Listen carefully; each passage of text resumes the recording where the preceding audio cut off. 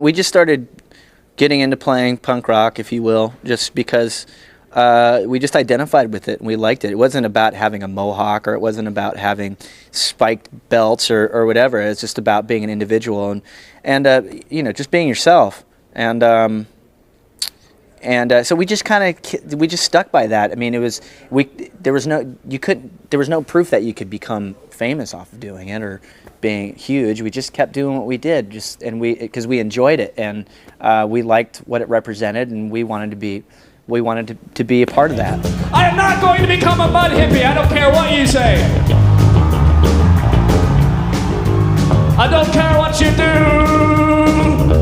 I don't want to be a mud hippie. Me and Mike, we knew each other. We met each other in 5th grade, and he was just the most wiry, insane kid I've ever seen. I swear to God, it was just the first time my sister ever met Mike. He came to my house and he was just like, just this bottle of nerves, real scrawny, shorter than me, real little guy. Yeah. You know, just like this little blonde hair. He looked like he was one of those guys from Bad News Bears or something. Just kind of, you know, real wiry all the time. And he comes into my house, and then like it's like, oh, mom, this is Mike. This is Mike, and my sister. Like, I was just standing there in the kitchen for some reason, and then Mike comes screaming, running as fast as he can through the kitchen, and my sister was like, had a knife, like coming after him like this. I was like, this is the first day we met, you know. You gotta be in the band with this guy. We met Tré on the way back down from Arcata. We dropped our old drummer off for college, and he was hitchhiking on the way back, and we met him. He just happened to be a good drummer. He had some bongos. He looked really crazy, and started hanging out with him. Next thing you know, he's our drummer. As far as Greenday, we started out on a label called Lookout Records, and very tiny independent label. It was based out of Laytonville, California, then went to Berkeley, California, and we released a 7-inch called 1,000 Hours, and then we released an LP called 39 Smooth. Then we released another EP called Slappy, and then we really sold out, and it came out with a CD with all 3 on it. This basket case, who is the basket case? Yeah. Are you all basket cases, or what's up with that? No. It's actually supposed to say biscuit case. That was a misprint. It was a biscuit case. Oh, it's biscuit. Has a real problem with eating, you know. We're like biscuit shy. And I want to ask a question. Why Dookie? Explain Dookie. That's what comes out of your arse. It's your art. It's an arse thing. Yeah. Can we keep this clean, fellas? I mean, I knew I wanted to play music, and I knew that if I directed my energies the right way and we were smart, then we'd be able to live off it, even if it meant like getting, you know, passing the hat around and wearing like Boulder, Colorado, and like, you know, just to get to the next gig. You know, that's basically all we wanted. You know, no contracts, no writers or anything like that. A little different now. Anywhere and everywhere was the motto, and we just went. We've played everywhere you can possibly imagine, from existentialist churches to banks to bathrooms to rooftops to the middle of the street to people's kitchens to, I mean, lots of places. And you do whatever you can. We're influenced the opposite of what influences usually are. You know, like we're influenced on like what we hated. Like Hall & Oates, like all this, you know, Cyndi Lauper, all this like 80s crap. Yeah. That just didn't want to be that. All like the mainstream 80s crap. Yeah. Like the whole Martha Quinn era. The thing is, a lot of people think that this is our 2nd record, and it's our 4th, you know, and we treat it like our 4th record. We're not gonna pretend to, you know, I don't want it. It's like, oh, Dookie was our first record. Now we're really playing ball. Yeah, I mean, this is our 4th album. You know, we've been doing this since 1988. I mean, we went in, recorded Dookie, went immediately out on the road. Went on the road for 10 months or something. Came back, started working on the songs for Insomniac. Recorded the songs for Insomniac. And immediately hit the road. So it was just like boom, boom, boom, boom, boom, boom.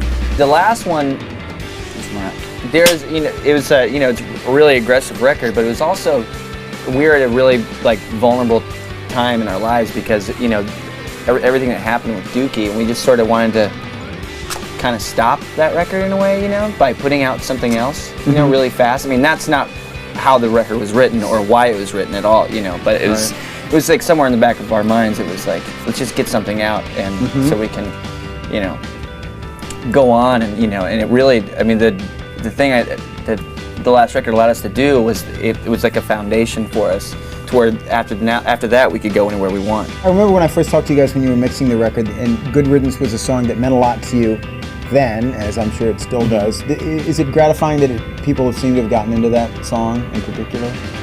Yeah, I mean, it doesn't really matter what song it is. I mean, I think there's a lot of people that heard that song and didn't even know it was Green Day. You know, yeah. It's like I've actually talked to people that said, "Man, I heard that song, and I didn't even know it was you guys," because, you know, it's a song that's sort of a lot more vulnerable than what we've ever done in the past. We've been making records since we were 16, so I mean, you know, we definitely try to just depict it whatever time that we're in through music and lyrics. Yeah, it's pretty dumb to try and pretend that we're 19 forever, you know? Yeah, you know, I mean, we're not going to try to write, you know, Basket Case, you know, 12 times in a row for one record. I mean, so in that sense, yeah, I guess we probably are more of a grown-up band. American Idiot is just about just sort of the confusion in what's going on today, whether it's in sort of the non-reality of reality television meets, you know, what you see on CNN, and what kind of fear is being sort of imposed on like me as a watcher of all this stuff, and just feeling completely confused and not really. It's an opinion of lack of having an opinion, and just feeling completely alienated and confused. Politics always reflect music in some way, shape, or form.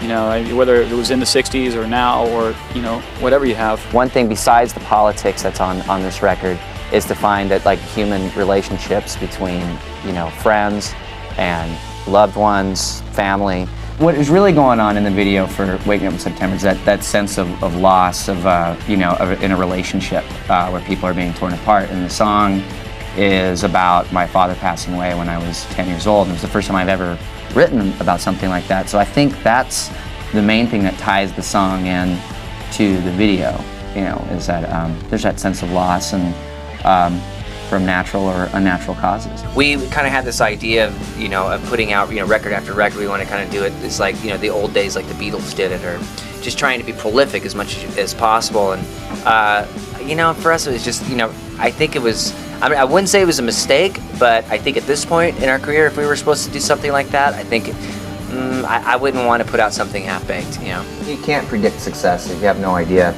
I think it's for us, like, you know, we played the record in its entirety, like, for some, like, we played the Fox Theater in Oakland, and then we played, like, the DNA Lounge, and we played the whole record from front to back. And I think in doing that, it's like that, to me, is like, feels like we're taking control of, like, our career and the way that it's presented. And you know, and then, you know, there's going to be people 10 years from now, they're going to say, hey, I was at that show when you guys did 21st Century Breakdown. What is it that keep you guys inspired and motivated like that?